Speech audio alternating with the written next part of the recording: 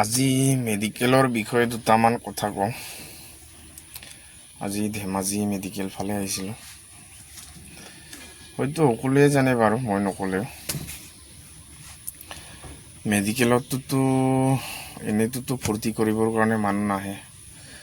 নিশ্চয় কিবা এটা সমস্যা থকাৰ কাৰণেহে মেডিকেলত আহে। মেডিকেলত আপোনালোকে দেখিছেই কিমানজনে কিমান কন্দা কটা কৰিব লাগে, কিমান মানুহে আহি টেনশ্যনত থাকিব লগা হয়।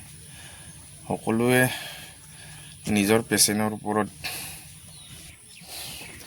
কেনেকৈ ভালকৈ ট্ৰিটমেণ্টটো কৰিম বুলি চিন্তাত থাকে।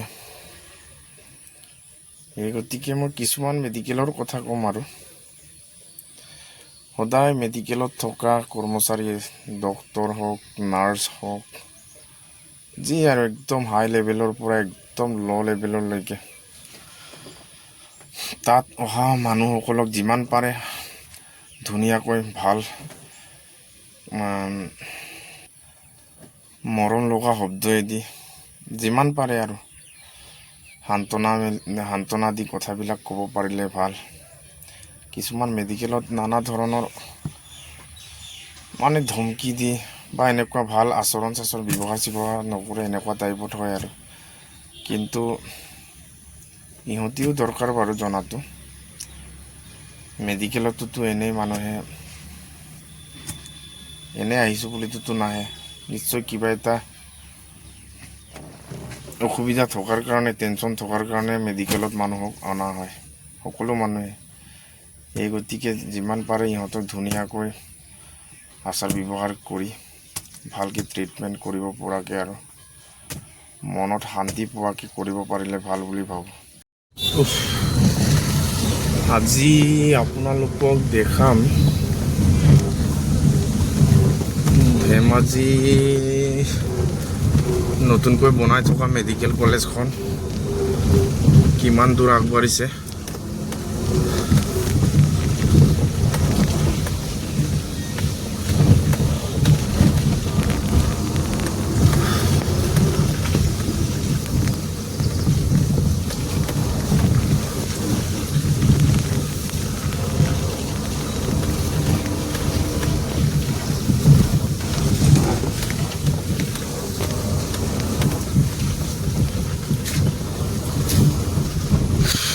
কাম চলি আছে তামাম।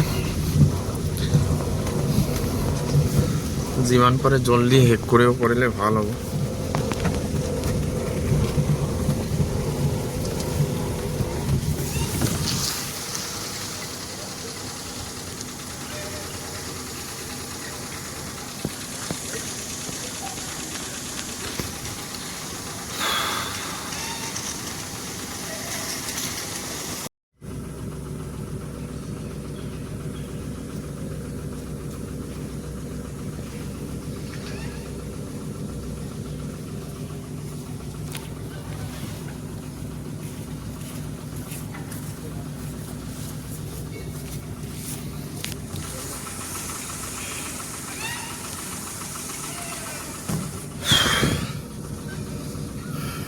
মেডিকেল কলেজটো ক্লিয়াৰ হ'লে ওচৰৰ মানুহৰ কাৰণে ভাল হ'ব, ধেমাজি ডিষ্ট্ৰিক্টৰ কাৰণে।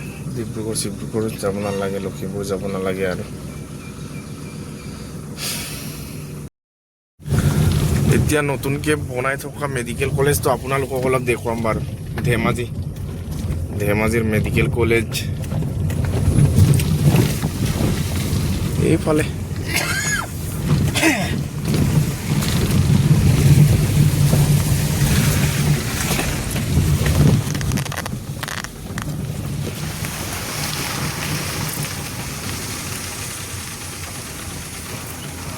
ৰাস্তাৰ পৰাই দেখাইছোঁ আৰু।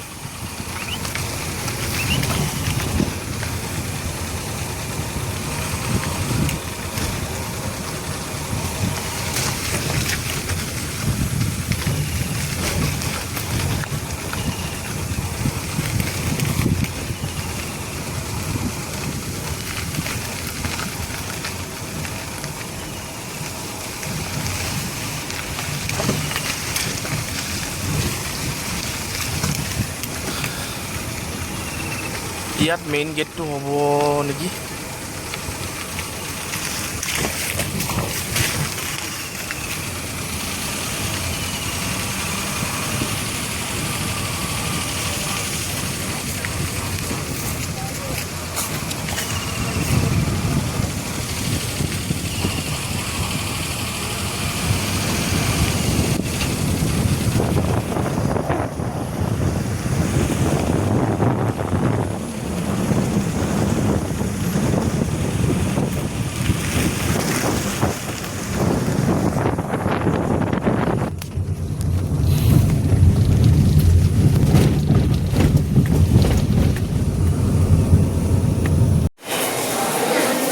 বৰ্তমান ধেমাজি মেডিকেলত আহিছোঁ।